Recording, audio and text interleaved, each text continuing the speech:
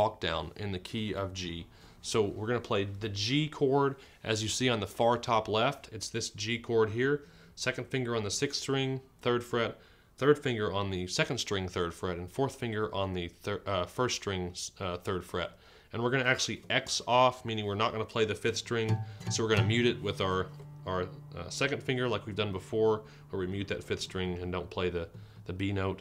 And then we're going to play these 2 open strings, the 3rd and the 4th string open. So we're going to just take that G and we're going to walk down that chord. You can see how we play G, then we do a G with an F sharp.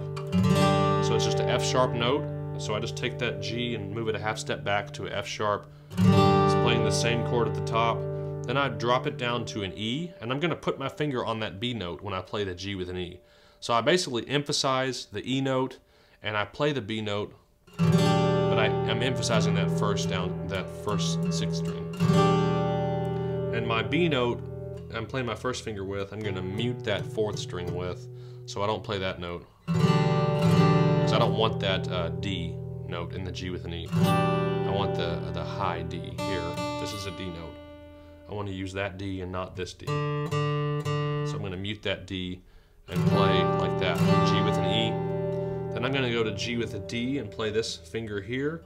So now I'm playing kind of like a D sus. Here's D major and here's a D sus, right? So we're basically playing a D sus. And then we're going to go back to a C note with this G chord and then play the B note. And the difference between the G with an E and a G with a B is that when we play the G with a B, we don't want to play that 6th string. We want it to be muted. We want to play the 5th string. So when I play a lot of this, I'll do like a bluegrass feel where I just basically pluck the bass note and strum the high string. We're not going to do that right now, but I would basically go.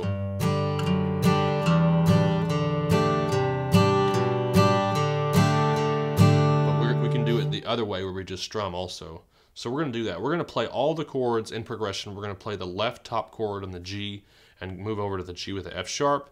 Play the G with the E, play the G with the D, G with the C, and G with a B. And then we'll end up on that G chord again at the very end. So play with me, and we're going to play a chord every 2 measures. We're just going to play the down, up, so down, up, down, up, down, up, down, up. We'll play all of the 1 ands, 1 and 2 and 3 and 4 and, no breaks in the rhythm. We're just going to practice these chord walkdowns together. So starting with the top left chord, and going to the right, and then playing the 2nd line at G with a D all the way to G with a B.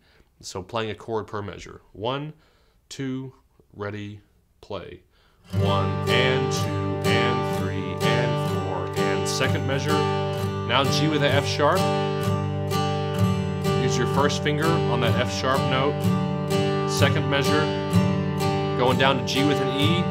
Place your 1st finger on that B note on the 5th string, 2nd fret. G with a D. Now we're moving our 1st finger to the 3rd string, 2nd fret, playing the bottom 4 strings. G with a C, 2nd finger on the 5th string, 3rd fret. Now we're going to G with a B. Make sure that 6th string is muted. We're not playing, you're playing the bottom 5 strings on the G with the B. And do that again, G major. G with an F sharp.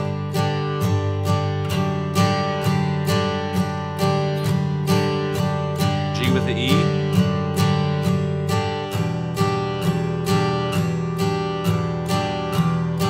G with the D.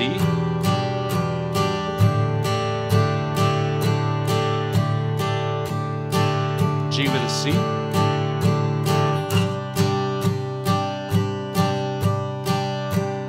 G with the B.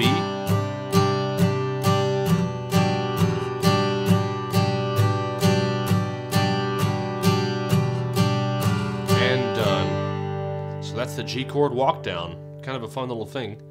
We have a little box at the bottom that's pointing to G with the C, and I want to explain that to you. We've actually already played a G with the C before. We played this G and added the C chord in the middle of the chord. There's a couple ways to read a G with a C, and whenever you see G slash and another note, there's a couple ways to read that. And since we aren't reading music and reading music notation, we don't have the opportunity to look and see exactly what the note is that is being asked to play. So when we're looking at contemporary music and we're looking at chord drills or strumming patterns or rhythms, they're going to write a more of a slang chord, and that's what this is. It's basically a slang chord. In contemporary music, chords written with a slash between two notes have various meanings. In the case of G with a C, it means one of two things. It either means first to play a G chord with the C in the bass, and that's the meaning right here. It's to play a G chord with the C in the bass note. And so we're playing this G with a C, means we don't play that open E. We're just playing this as the lowest note in the chord. And that's what that means. We want to play a G chord with a C in the bass. Okay? The other reason would be to play a G chord with a partial C chord at the same time, as we've learned before. The G is still the root note, and so we kind of give, when we're playing this G with a C, the root note sort of is changed. It's not a low bass G root note anymore. It's kind of, we're playing the C in the root note, which is gives it a little different feel. If we're playing a G chord with the G in the bass, and we play a C inside that, that's kind of what we did here. It still has a G feel, very much a G feel. This chord does not have as much of a G feel.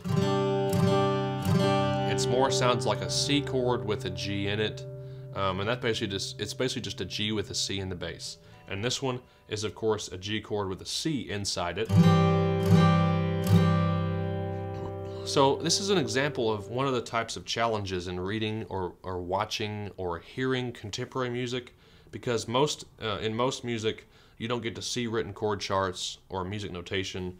You have to use your ear to decide which one is exactly what they're playing and which one's a better fit for that song. And so if you look online, you're going to see songs that have a chord written that may actually be wrong, and that's where it's just basically you need to use your ear to understand and get familiar with the different ways that people might play chords, and you can probably figure it out that way.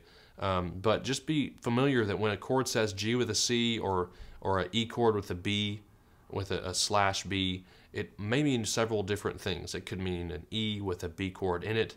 It could mean an E with a B in the bass, and that's where you need to use your ear to understand which chord is suggested that you play that way. And of course, you might be able to ad-lib and create your own little chord with an E and a B if you find one that sounds appropriate for the song. But that depends on the song and depends on how much you want to create a little variety in the song as opposed to what the song is asking for. So we're going to go to the next page on page 47,